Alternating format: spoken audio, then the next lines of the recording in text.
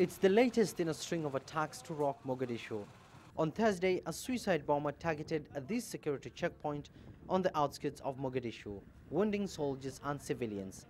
Militant group al-Shabaab has since claimed responsibility, saying that it targeted government forces. It's here that vehicles queue up for registration. This security surveillance point in Sinkader area is the last checkpoint before any vehicle is allowed entry into the capital.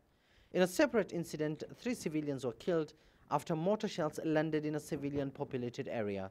Al-Shabaab has previously targeted the country's presidential palace using mortars. 2 other civilians were also injured in that attack. Abdurrahman Omar Usman is the new mayor of Mogadishu and explains the recent attacks. Al-Shabaab, they know too well that Mogadishu is the populated city in the country where 3 million people reside, where they can get the attention that they are looking for. They are hiding within the people, and that's why they are doing for publicity.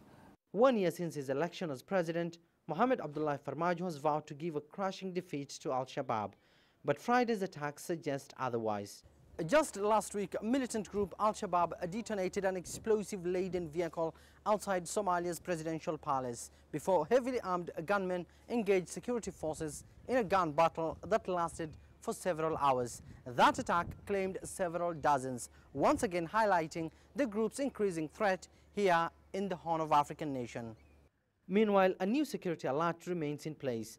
According to security officials, al-Shabaab is believed to be planning to launch more attacks inside the capital. It's always difficult to stop someone who wants to die, someone who is wearing the suicide vest, who wants to be killed. And this is a phenomenon that is a global phenomenon that needs global solution, and that's why we Somalis alone cannot tackle the issue of terrorism.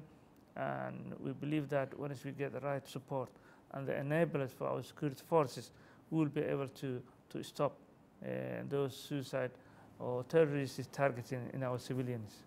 Somalia's president is leading a government delegation to Kampala as heads of the African Union mission troop contributing countries are meeting to discuss security.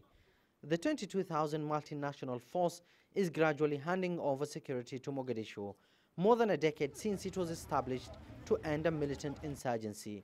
Uganda is by far the biggest contributor to the mission, with Burundi, Kenya, Ethiopia and Djibouti all playing a critical role in pacifying the vast south and central regions of Somalia. Abdulaziz, Billow, CGTN, Mogadishu, Somalia.